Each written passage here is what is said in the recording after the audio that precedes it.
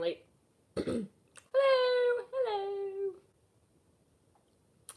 I had to eat dinner. I was afraid I was going to get hangry. Well, actually, I already was hangry. You don't really want me to run a review session while I'm hangry. Alright, it looks like y'all might be eating dinner too. And that's okay, because you can watch this later. What I have done is I have taken the things you want to talk about and put them on cards like I promised. And I will hold them up, and then I'll explain what the thing is. Okay? And that's how this is going to go. And I'm going to scoot over this way a little bit so I can hold this like this and talk at the same time. Okay? So what I'm doing is I'm going in the order of this review sheet. Okay? And so what I've done is I just checked my remind feed and I highlighted all the things I wanted to talk about. And so I'm going in this order of this review sheet. But I'm only talking about the things you wanted me to talk about so that this isn't so boring. Okay? And then at the end, I will take any cleanup questions you have, assuming that there's time left. I'm going to stop at 8:15. Okay? So, at the latest. Maybe we knock this out faster than that. All right, so this unit was about Congress and the president, right? And the budget process. The first thing somebody wanted me to talk about was generalists. So what this is about is the fact that our elected officials, they know a little bit about a lot of things, but it's about an inch deep. Okay, so if you ask an elected member of Congress here, we're talking about the U.S. Congress, House or Senate.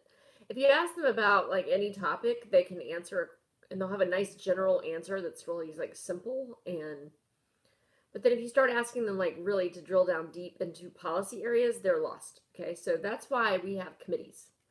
And that's why the senators and House members are assigned to committees. And then the idea is that within the committees, they'll do all the very like specific policy work and become specialists in that committee area.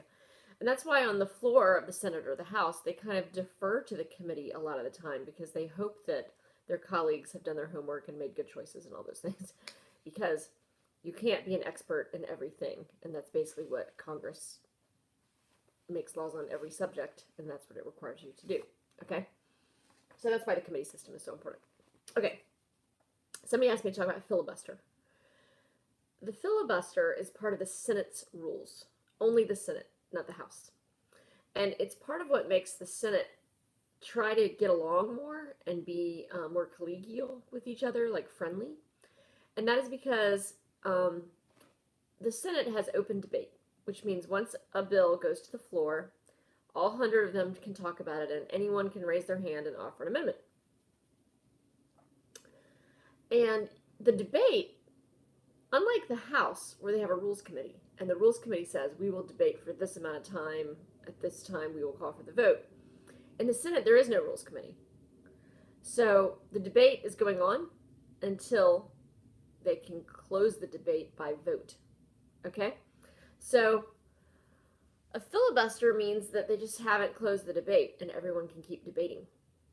And they'll make a cloture vote. A cloture vote means we're going to quit debating.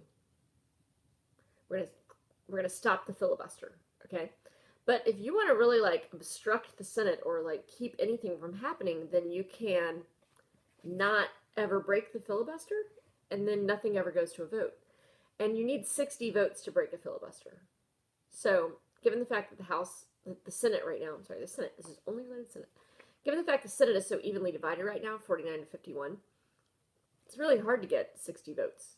Because you need at least 9 Democrats to come over to help you break the filibuster. So, that's what the filibuster is.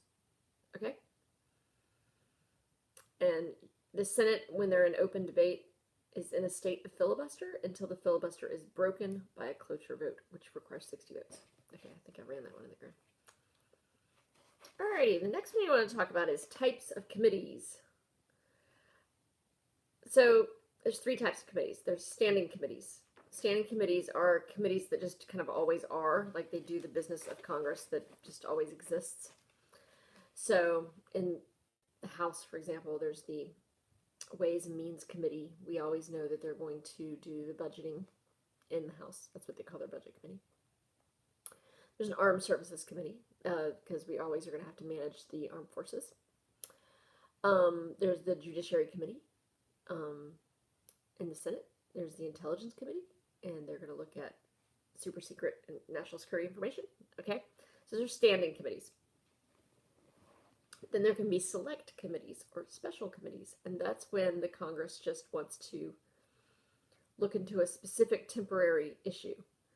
For example, Watergate. They formed a select committee to investigate Watergate. Benghazi. So sometimes it's related to scandals. Can also form select committees. Okay? And then there are joint committees, and joint committees are just committees where the Senate and House know they need to work closely together on kind of a continuous basis. And joint committees, will exist until they are collapsed as well.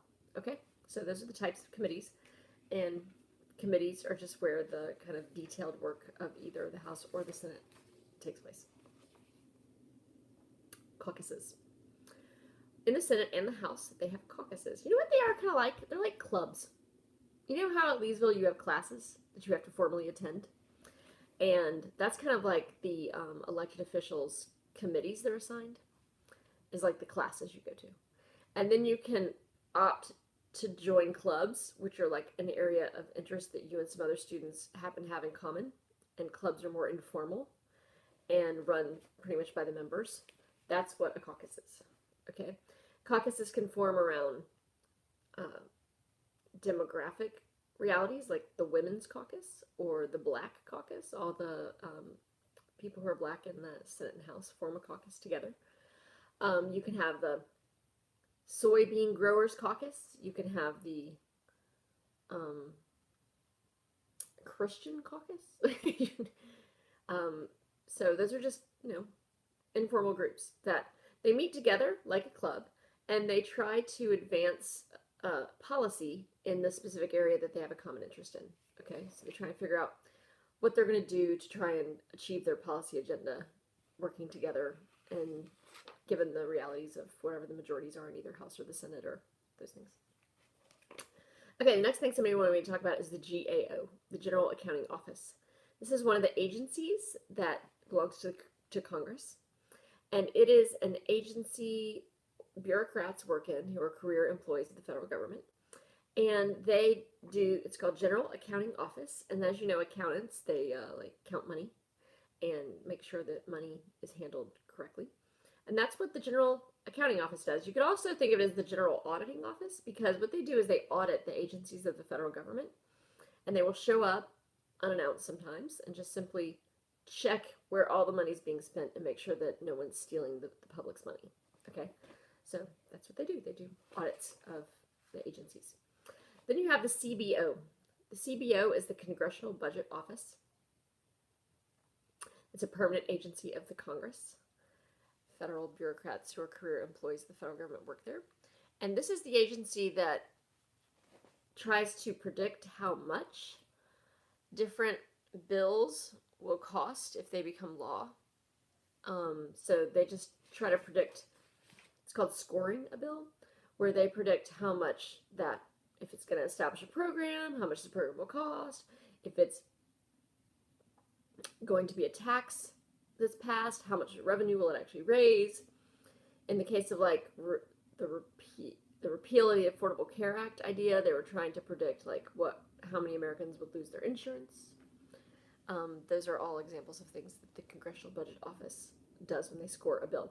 Now, they're supposed to be like the final nonpartisan word on that, because the Democrats and the Republicans tend to have very different opinions about how the numbers will work out. And the CBO is supposed to be the standard bearer of what capital T truth is, but they're not perfect either. All right. So when we were talking about how bills become laws, what we now know is there's been decentralization in the Congress ever since the 1970s. It used to be that there were there was a very serious seniority system in the Congress, and if you were the oldest serving, not oldest, but the longest serving member in Congress, you were the committee chair, and you could hold that committee chair job for like decades. And so what happened before 1970 is that there were just a few leaders in Congress who really had like an iron grip on everything. And while that wasn't terribly democratic, it was efficient. So if you have fewer hands in the pie, you can make things happen pretty quickly. Well, post-Watergate, we decentralized the committees and we put term limits on how long you can be the chair of a committee. So now, power is more distributed throughout the Congress. The second trend here is polarization. So we know that there's been significant gerrymandering. So particularly in the House, this is about the House because we draw districts to assign who's going to represent what district to go to the House. The Senate, of course, represents the whole state, so polarization is less of a problem in the Senate. But in the House, we have gerrymandered districts, so there's either hyper-Republicans or hyper-Democrats in the House, and because that's the way their districts are drawn, is to favor the Democrats or safe Democratic seats or safe Republican seats. So there's very little room for compromise, and so there's a lot of polarization. What that means is it's really hard now to get bills passed. Also, we studied in class, how there's like very slim majorities. Since 1980, we've had divided government and very slim majorities. So it's been really hard to get anything done. And so what we get is very unorthodox means of making laws. An example of that is they'll take the same law and they'll put it in lots of committees, just hoping that it'll come out of one of them. So that's one way to try and get a bill passed, is just throw it into lots of different committees. And of course, that's not the way it was supposed to be. You were supposed to assign a bill to one committee, so that you don't overburden the committees with a whole bunch of flaws. But that's not what they're doing now, because you increase the odds you can get a bill passed if you throw it into a lot of committees and try and get it out of at least one. The second thing they do is they take these bills and they're called the Christmas tree bills or omnibus bills, where they just take a bill and they just attach all this crazy stuff to it that's unrelated to each other, and then they don't even put it through committee. The majority leader of the Senate or the Speaker of the House, they'll just send it straight to the floor and try to get it out that way. And so that's the way oh, look at that, I held this up backwards by accident, and I realized that actually I should have flipped the thing. Sorry, okay. I'll just hold them up backwards. So they put them in lots of committees, and then they fast-track them as omnibus bills. This is quite funny, actually. All right, congressional campaign committees.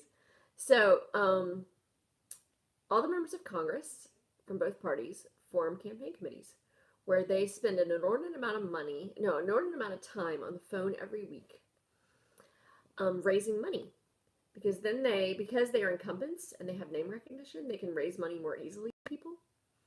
And once you hold elected office, a lot of people want to like name drop and say they know you and feel like they're important by talking to you.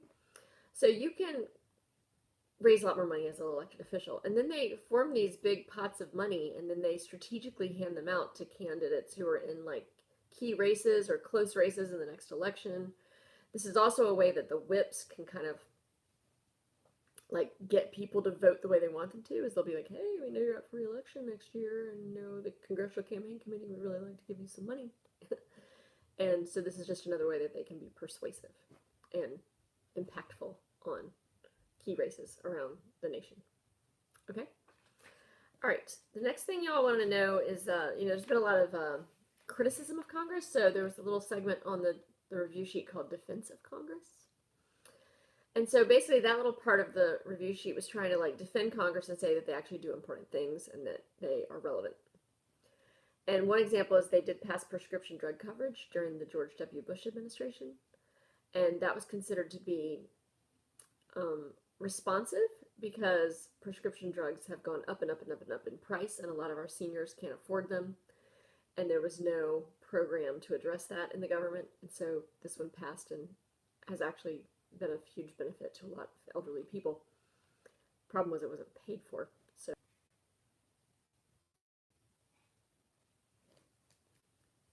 can y'all see me?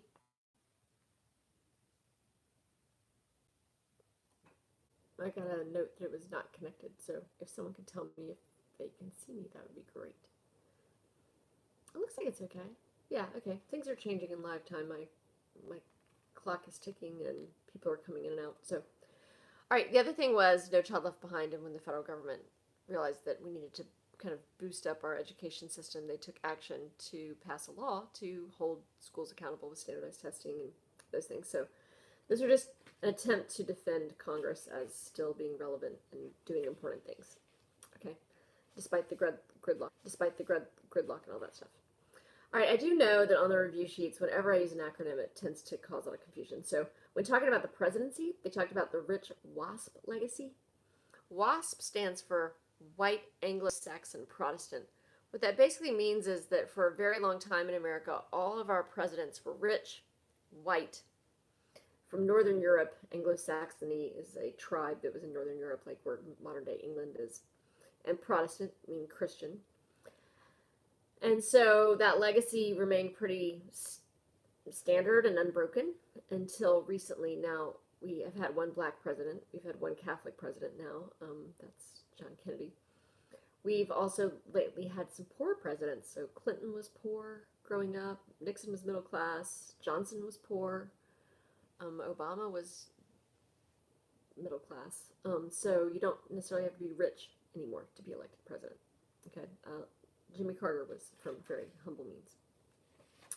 Another place on the review sheet where I used an acronym is SCOTUS. That's the Supreme Court of the United States.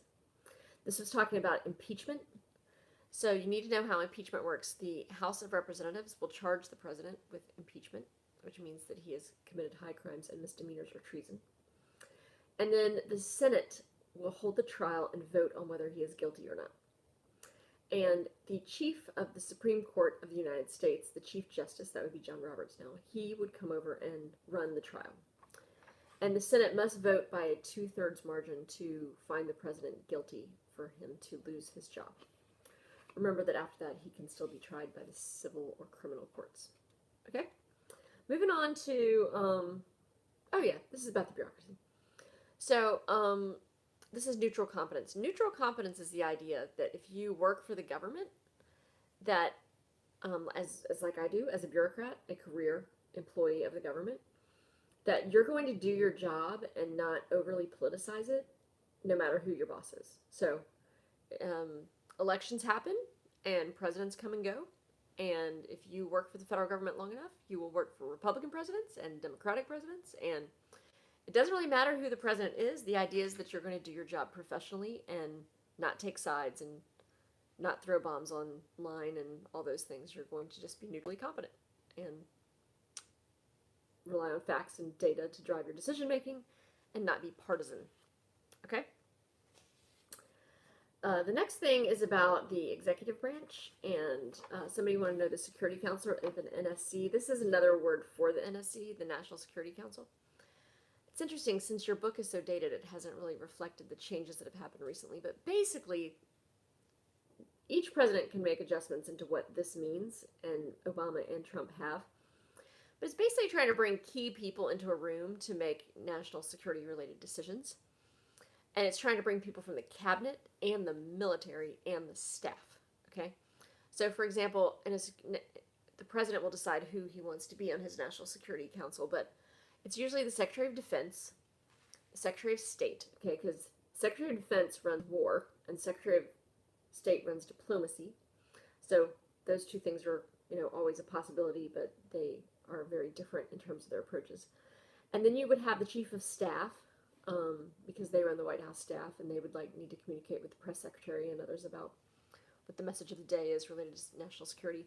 And then you would have the major intelligence leaders and major military leaders and the vice president.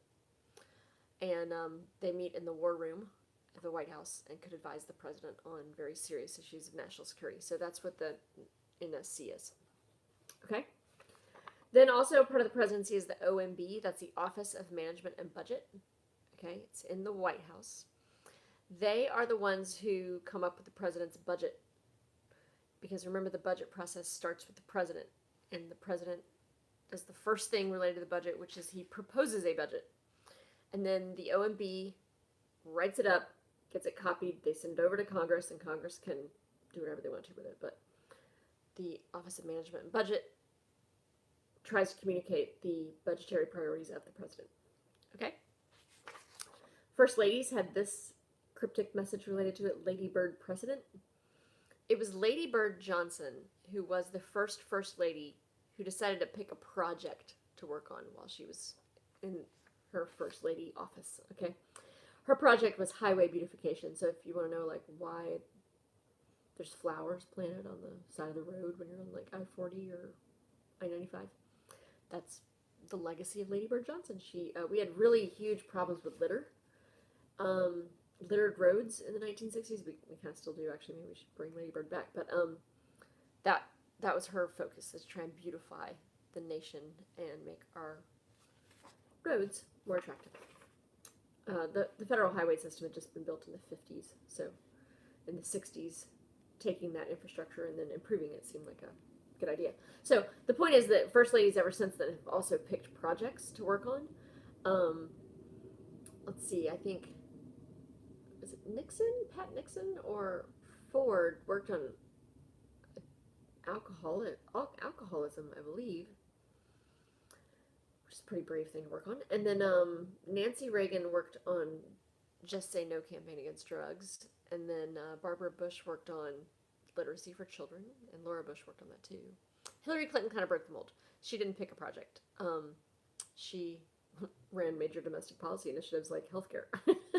Michelle Obama went back to project-based stuff, and she worked on childhood obesity. Okay, the next thing under presidency that y'all want to talk about is slippage of party support. That's the idea that the president's degree of party support can be quite variable. In fact, most people thought since Trump had really not been a Republican for very long, maybe 6 years, and he really didn't have any deep roots in the party, that the Republican Party and him would not be very close. There could be some slippage between the president and the party. We've seen an incredible amount of party support actually for Donald Trump, given those facts that I just related to you. But so it's kind of up to, it kind of depends on how well the president's doing in terms of approval ratings, the degree to which his party supports him or starts slipping. Okay, another example would be like Jimmy Carter. When Jimmy Carter's approval ratings started to go down, suddenly party support can slip away. And it's stuff like when it's midterm election time and the House of Representatives that are all running for re-election, they may not invite the president to come campaign for them because the president is actually like a liability because he's not very popular. Or if the president, like Bill Clinton, his second term, he kind of alienated the party by hiring a Republican strategist named Dick Morris and adopting more like Republican policies like welfare reform and three strikes you're out, mandatory sentencing. So that was an example of how party support for the president can slip. Okay? All right, the next thing we need to talk about is electoral mandates. This is not surprising because this always confuses people. So here's the deal. You're campaigning for president. You're very clear about what your positions are, and then you get elected by this huge popular vote. Well, then you claim an electoral mandate, which is nothing more than getting in front of a microphone and saying, hey, we really have to do what I ran on because that's what the people want. Okay? Okay. That's an electoral mandate. Okay? It's not like a piece of paper. No one actually signs it. It's just a claim to moral authority. And the Congress has to decide whether they think that's true or not. Okay? If they think that's true, they might want to go ahead and do what the president said we're going to do because those ideas must be popular, and especially the House has to run for re-election in 2 years, so they might be smart to get on down the road with those policies. If they think the president's full of hooey because he didn't articulate his issues or he didn't get elected by the popular vote by a wide margin, like Donald Trump did not, then his claim of an electoral mandate just doesn't hold up. He can say whatever he wants in that microphone. It doesn't mean people are going to believe it. So that's why Trump always talks about the electoral vote. He doesn't talk about the popular vote because he actually did lose the popular vote by a pretty good margin. Okay, but he won the electoral vote by a pretty good margin because remember that there's in the electoral college a rural advantage built into the electoral college. Rural areas get 2 senators whether they have a large population or not. So that's why the electoral college vote and the popular vote were so different. All right, there's basically 2 presidencies. Somebody wanted me to talk about this. This is the idea that there's domestic policy, there's foreign policy, and the president does not have as much autonomy with domestic policy because spending bills are initiated by the House, and the president can't initiate bills in either house of Congress, even though he's supposedly the chief legislator. He can't actually propose legislation on the floor. So domestic policy is harder for the president to drive forcefully, but the foreign policy, the president is the driver of foreign policy because all these countries can't meet with 535 Congress members. They want to meet with just the president or the president's most direct advisors. So there really are 2 presidencies: foreign policy, domestic policy. They're very different. The president can be super successful in one and struggling in the other, like Nixon. Very important foreign policy president, disastrous domestically because of Watergate. So some have even said that the presidency has grown so much and expanded so much that it's untenable for him to try and do both. But that's what the Constitution calls us to do. All right, the next thing people wanted me to talk about was bully pulpit. The bully pulpit is kind of like an electoral mandate, and then all it is the president trying to command attention using media to communicate a message. So, there's no paper being signed about this. This is just the president saying, I want to tell the people something, and I'm trying to mobilize them to believe me or get on message or call their congressman or make this demand. And the presidents that are the best communicators are the ones who are most successful at the bully pulpit, which means they can get behind a microphone and be very compelling and drive the policy agenda just by sheer force of communication skill. Okay, that is the bully pulpit. They'll use that a lot if they don't have the votes in the Congress or something, like they're trying to accomplish something and they just need a couple more votes. Then they might use the bully pulpit. They might also use the bully pulpit a lot when they, Obama had majorities opposed to him. Was the bully pulpit where he would try to mobilize the public to call and get their House and Senate members to do something. Like common sense gun laws was something that Obama wanted to pass. And so he used the bully pulpit to try and get people to call their congressmen and women to make that more likely to happen because his party didn't control either house. The other thing you can do, and I can't believe, I really think we should talk about this more in class. The other thing the president can do is executive orders. Okay. An executive order is when the president just announces that he's going to administer the law in a certain way. So, the way legislation is written, there's a lot of wiggle room. And so he can just kind of announce that he's going to change the way things are done. And that's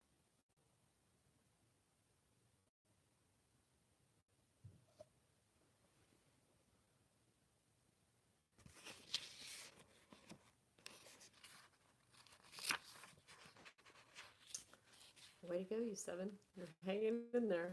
I think the Russians are hacking us. They don't want us to know about our government and how to make it work. Maybe it's going to work. Sustained 10 seconds we had going on here. Alrighty, I'll try. Okay, so executive orders. I'm finishing. Example would be when Obama couldn't get an immigration bill to go through Congress. He passed an executive order called the DREAM Act, like DACA, right? Where he said that children who had been here their whole lives and had not committed crimes and good school records, that they could stay here without fear of deportation. That was an executive order. Okay, now, I think eventually the Supreme Court actually struck it down, and that's why we need to do something to help DACA. recipients because now they're back where they started from. But that's an example of an executive order and how it can either be overturned by a law that Congress passes, or it can be overturned by a Supreme Court ruling. Okay. Trump issued an executive order related to limiting immigration from certain countries, and that was actually upheld, even though it was challenged in the courts. All right, moving on to budget and taxes and stuff. So progressive taxes means that different people pay different tax rates based on how much money they have. So poor people pay no taxes. Lower middle class people pay 7%. Middle class people pay 15%. Upper middle class people percent. They go up based on how much you make. Whereas flat taxes do not exist in the United States. That is when everyone pays the same tax rate, no matter how much they make. So a flat tax of everyone pays 15% of whatever they make. They have flat taxes, I think, in Taiwan. That's right. Seen people for president. A guy named Steve Forbes ran for president on a flat tax, but I've never actually seen it put into place. Social insurance taxes are Social Security, basically. So within Social Security are like several insurance programs, though. It's one, if you get old and you don't have any money, then some money will be coming to your mailbox every month to help support you. Also within the Social Security system is disability. So in case you become disabled and cannot work, it will provide a benefit. Also within Social Security is benefits for orphans. So if one of your parents dies, you can receive it. And then there's also unemployment benefits built into.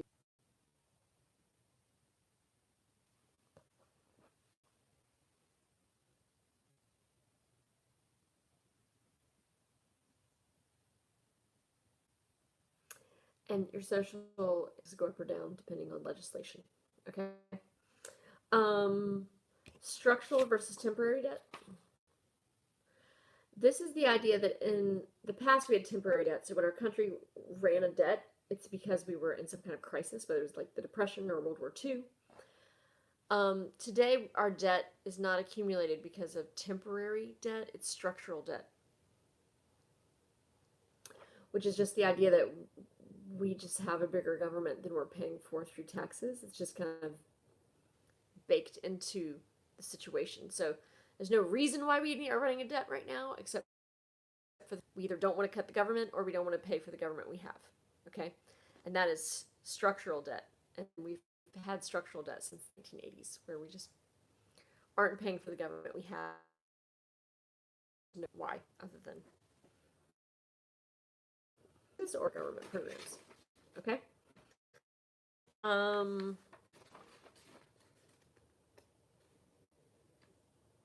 Subsidies. Sorry, because dinner was ready and I forgot to look. Subsidies. Okay. The government pays people to do something because they want to encourage that behavior. The biggest example we talked about was farm subsidies. So we want farmers to keep farming, even though it might be difficult to make money doing it, because we want to be able to feed our population independently in case we ever go to war. And also we want to keep people living in rural areas because we can't all move to 15 cities in the United States. So that's how the government uses money to encourage behaviors, subsidies, okay? And that's not where they're like giving farmers a tax break. That's literally where they're like sending them money unrelated to their tax burden to farm or keep acres in production or those kinds of things, okay? The other thing y'all wanted me to talk about was tax indexing and sequestration. Not a surprise there. Those are hard concepts. Oh, and I remember in class I tried to teach tax indexing. I did a terrible job of it. Sorry. All right. So tax indexing. Tax indexing is tax rates that adjust with inflation. So if you're going to build tax rates based on salaries at certain points or income at certain points, as inflation causes prices in general to go up and therefore salaries to go up, you don't want to automatically kick people into higher and higher tax brackets just due to inflation when they aren't really making gains in wages. Just inflation over time. There's a reason why in the past middle class salaries were great if you're making $40,000 a year. And now if you're making $40,000 a year, that's not a great salary. That's because of inflation. Okay. So we have to tack the tax rates income wise to inflation. And that began with Reagan tax indexing our taxes. All right. That way the taxes just evolve with inflation. You don't have to pass new taxes all the time. They evolve with inflation automatically. Sequestration is the first thing we tried to try and get our debt under control. What it basically said was, in Graham-Rudman-Hollings Act, it said, if our deficits get to a certain amount, then we're going to punish ourselves by just cutting across the board the government and all departments by a certain percentage. And since that was such an inexact way to try and budget, and it would have really bad consequences because we're cutting across the board. So we're cutting defense, just like we're cutting commerce, just like we're cutting the Department of Education, just like we're cutting. So the idea was that we would do a better job managing our deficits and debt because sequestration would be so dumb, because it's just such a blunt instrument to try and get the budget under control. But it didn't really work, to be honest. So that's why the Graham-Rudman-Hollings Act wasn't really successful long term, and instead they went to other methods like Clinton's pay-as-you-go system to try and get the debt under control. Somebody wanted me to talk about federal expenditures. I mean, federal expenditures is just how the government spends its money. And if you remember, the one thing that did work well in that federal budget web quest was you do know where the government spends its money. It spends most of its money on entitlements like Social Security and Medicare and Medicaid. And then it's non-discretionary budget. Non-discretionary means that it's an uncontrollable expenditure. Like, we owe the money to these people. According to the law, we can't control it. How many people are going to turn 65 next year? Okay. So that's non-discretionary spending. Discretionary spending, almost more than half of that, which means money we don't have to spend and choose to spend, over half of that goes to the military. So you can't talk about balancing the budget without, oh my foot's falling asleep. You can't talk about balancing the budget without talking about cutting the military and popular social programs like Social Security. Or if you're not going to cut those programs, then you just got to really be willing to raise taxes. And that's the root of our deficit and debt issues right now, is that we're not too hip to trip on our options of doing that. Remember, that's called the third rail of American politics. If you talk about that stuff, you ain't going to get reelected. All right, military-industrial complex. This is a hard concept as well. Okay. Despite the fact the word military-industrial complex was coined by Dwight D. Eisenhower, a Republican president, in 1959, it basically says, hey, Americans, you better watch out, because there are corporate interests that make stuff for the military, and they make a lot of money when the military is active. Okay? So if you work for Boeing or some company that makes military hardware or textiles or anything, the point is that you want the military to be big, because then they're going to give you more business. And you might even want the military to go to war every now and then, because then they're going to use up the stuff you sold them and they're going to need more of that. And at the same time, elected officials like to have military installations in their districts because that brings jobs. And they like to, they like the military as well. It can serve their self-interests. And then, of course, the people in the military might realize that their advancement in rank or prestige and power are enhanced when the budgets are big and they go to war.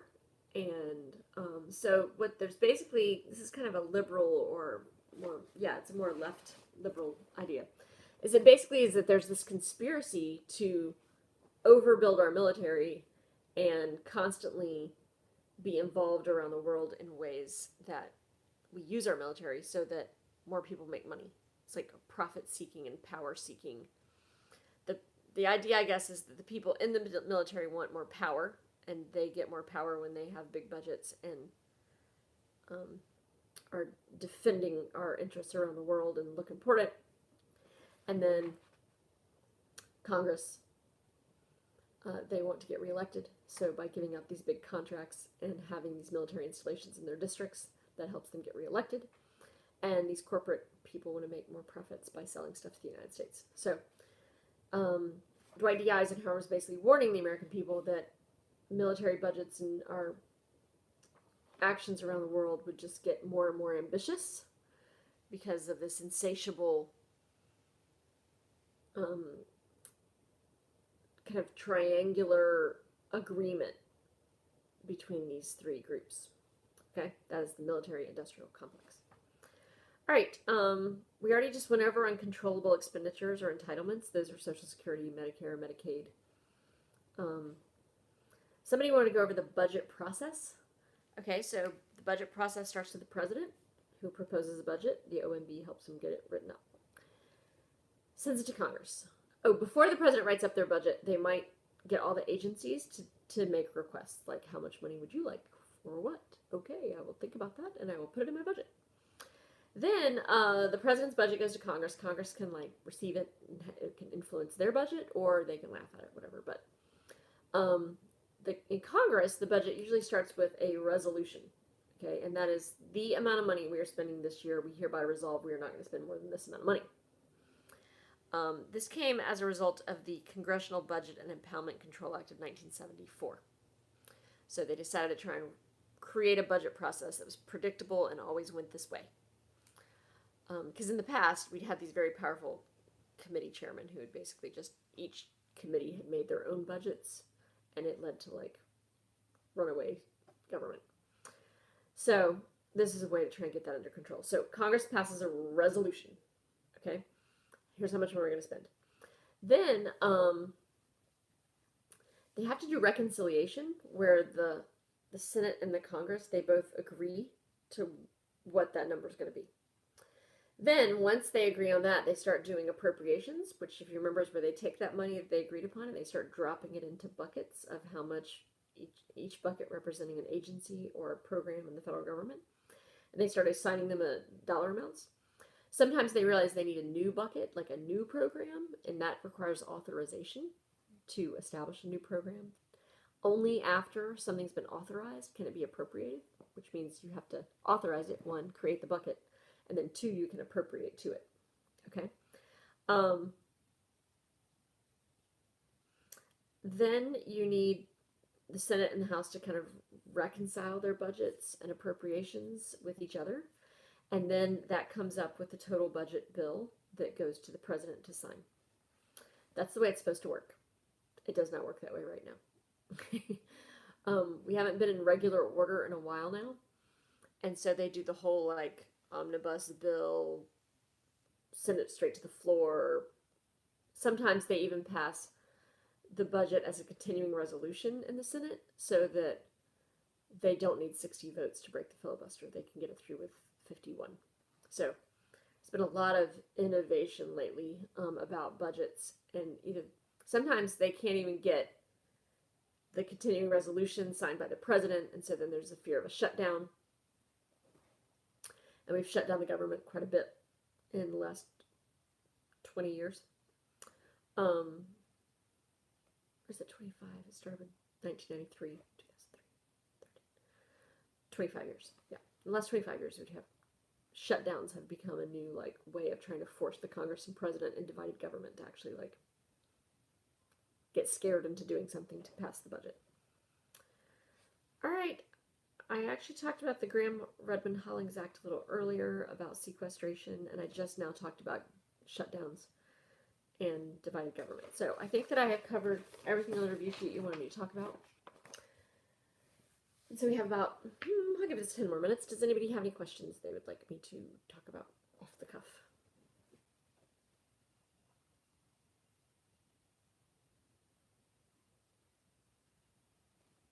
I'm going to stare at my phone a little bit while y'all think about it. Okay, so I'm not ignoring you, but I'm kind of ignoring you. But I'm watching.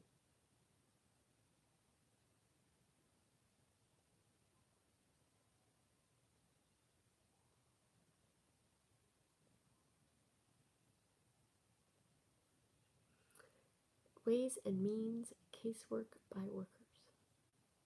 Okay. Ways and Means is, I don't know why they call it Ways and Means actually, but it's the committee in the House of Representatives that deals with budget matters. Okay, I better start writing these down. Casework is when the congressional staffers, so the Senate typically has 42 staffers. That's what your book said. The House 17. Who knows? Your book is so old; it might be a lot more by now or less. But they solve problems for constituents, and that makes they like give customer service to their constituents in their district and make sure that their problems are solved that they're having related to the federal government. Might be a passport, might be your social security check didn't come, might be there's some regulation, federal regulation affecting your business. You call your representative, they fix the problem, you like them more, you vote for them, tell other people to vote for them. That's casework. Okay. So if you're good at casework, it helps your reelection chances. If you're bad at your casework, it can hurt your reelection chances. Fiscal policy. Fiscal policy is how the Congress and the president use taxes and spending, and that can affect the economy. So if you want to get the economy humming, you cut taxes and raise government spending. And if you, I saw that in it. And if you think the economy is going too fast or it's going to do a boom, remember you're trying to avoid booms and busts, then you raise taxes and lower spending. But that never happens anymore because if you raise taxes or lower spending, you can't get reelected. So fiscal policy doesn't really work so much anymore as it did in the past when people had a little more political will. All right, I'm looking at what you're sending me to, Anna, and I'm not sure what 50s, 60s, 70s, and 80s refers to, but I want to find it here on the... Oh, there we go. Expansion of power, shifts in presidential power. Okay, got it. So in the 50s, we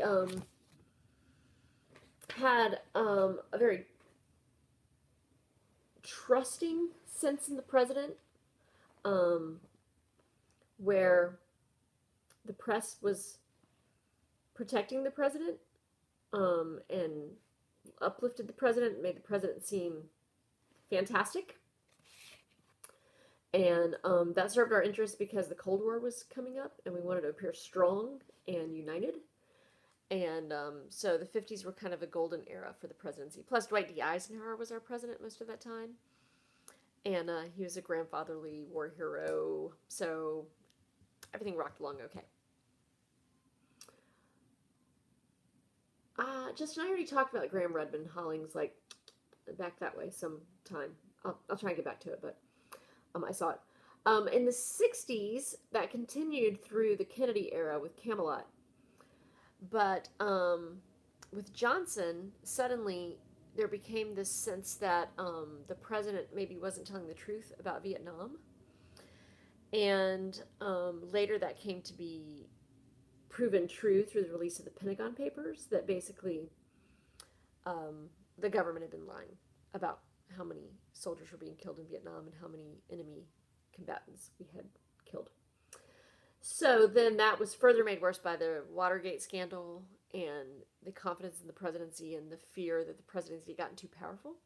Executive privilege, inherent power of the presidency. So we saw a real crisis in the presidency, which Jimmy Carter was elected in 76, just kind of promising to bring like decency and morality back to the presidency. That was a really tough time for the president. He was an outsider. He didn't have any connections with Washington. So that was kind of a low point. And then in the 80s, we saw Reagan kind of bring the presidency back. He was like a really great communicator and a strong patriot, and he with trickle-down economics, lowered taxes and increased deficits in the debt, but strengthened our military, and just made people feel confident again in the president.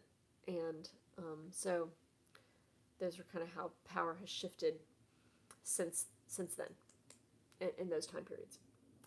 Okay, so the Graham-Rudman-Hollings Act, Justin, it was when in the late 80s we realized that ever since Reagan the deficit had just gone crazy, and they tried to get a handle on it. And it basically said that if deficits reached a certain percent, they were going to do sequestration, where they were going to cut the government across the board in a really clumsy, blunt way, and that would be such a terrible, inexact process that they would avoid it at all costs. But it didn't really work, and we actually did go through sequestration a couple times, and so the Graham-Rudman-Hollings Act didn't really work out. Signing statements. Signing statements are kind of a new thing, and they're built on the press. It's when the president signs a bill that the wording is sometimes kind of vague, and George W. Bush really made this famous, where as he was signing the bill, he'd be like, yeah, I'm really probably, when I enforce this, I'm going to focus more on this. Sure. I'm going to focus more on this and not so much on that. So we all know that the president has like selective enforcement capability, where take Obama and legalization of recreational marijuana in Colorado and other states. I mean, technically that's against the law, and the government is supposed to crack down on it. Got it. But the government can't be everywhere and do everything with its limited resources. So now that we know that, sometimes in signing statements, the president can kind of indicate or signal how he is or is not going to selectively enforce the law he is passing at that moment. So it's kind of controversial, if you can imagine. Like, most people are surprised about selective enforcement. They don't realize that the president kind of can, to some degree, pick and choose when and how the law is enforced. I mean, if he makes people too mad about it, then they can sue, or there's, other remedies. They can use election time to educate the public and make the president less powerful or popular. But all right, the Council of Economic Advisors, I mean, that's just part of the White House staff, and they advise the president on economic matters. Pretty sure it involves like the Treasury Department and representatives of just kind of the key agencies that look at economic indicators, and then they report to the president and advise the president on economic policy. So I don't think you need to know anything too specific about that. Okay. Any other questions?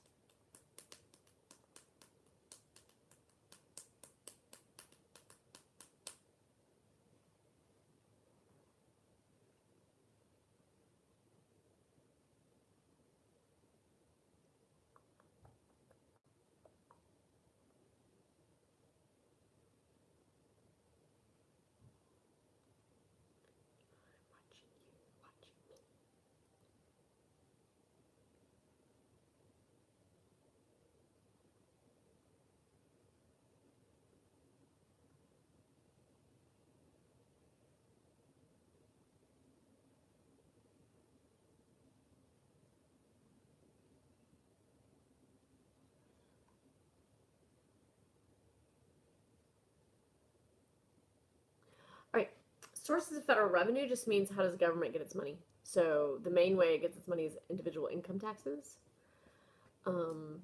We have pretty low rates of corporate taxes, actually. And then, there's like tariffs and excise taxes on specific goods. But it's mainly income taxes is where the government gets most of its money. Coattails. All right, coattails are when there's a politician who is what we call at the top of the ballot. So what it means is like they're running for the presidency or the Senate or the governor's race. Typically, those are the main people since they run statewide or nationwide. And what happens is that since they're at the top of the ticket, like literally the ballot is like the most important races here, and then the rest of the races all the way down to like the bonds and the school board are at the very end. So at the top of the ticket are these big races. Got it. And if you're a popular president or a popular senator, the idea is that you have coattails, and you will drive people to come out and vote because they're interested in your race. And since you're popular, the other people from your party down the ballot will get a little lift from you, because let's say when Obama ran for president, he had great coattails because he got a lot of first time, 11% of the people who voted in the election in 2008 were first time voters. And a lot of them were motivated to just come out and vote for Obama. So once they got there, there were all these other races on their ballot, and they weren't sure who to vote for. So a lot of them just voted Democrat, which means that a whole bunch of Democrats rode Obama's coattails into office because he got a bunch of first-time voters out to vote. All right, the nuclear option. So the nuclear option's funny. It used to be considered this big, like, a nuclear bomb is being dropped on the Senate because it changed the Senate rules in a way that was considered, like, radical. But now it's the new normal. So what happened is in the Senate, they had to approve the president's judicial appointments. But polarization led that to be very political, as we just saw with Kavanaugh. And starting in the 70s, especially, they started rejecting judges that the president was appointing. And so it became harder and harder, just like now. Whoever was nominating the judge, the other party was mad about what happened last time, so they just started kind of a tit for tat trying to pick apart judge appointments, and a lot of judges weren't getting approved. So the nuclear option was the idea that we would get rid of the filibuster rule in the Senate for judicial appointments. And Harry Reid, a Democrat, did it under Obama first, and it was called nuclear. Like, the idea was that he had, like, sown bad blood in the Senate and undermined the Senate's typically, like, decorum and way of getting along with each other, and that the Senate would never be the same. And then when the Republicans took over the Senate, they extended the nuclear option and continued with that, just needing a majority to approve judges, and even expanded the judges at the different levels of the federal court system. So now the nuclear option is like the new normal. As we saw with Kavanaugh, he was approved with 51 votes, not 60 in the Senate. So that change only applies to judicial appointments, though it does not apply to laws yet. So some think that we're heading down a path where in the Senate they'll just get rid of the filibuster altogether and start passing laws with 51 votes. Or 50 votes if the vice president can break the tie. So, alrighty, I think that we're heading up to an hour, and I've done my due diligence to try and make sure that I've answered any questions that y'all have. So I will see you tomorrow. I sent out the extra credit pictures on Thursday, right? So that's where those will come from. Okay? I hope you have a great night. Thanks for joining me if you were able to tune in. If not, I hope that you'll get to tune in a little later, and this is of some benefit. All right? Have a great night. I'll see you tomorrow. Let's see if I can figure out how to turn this thing off. Maybe just X out.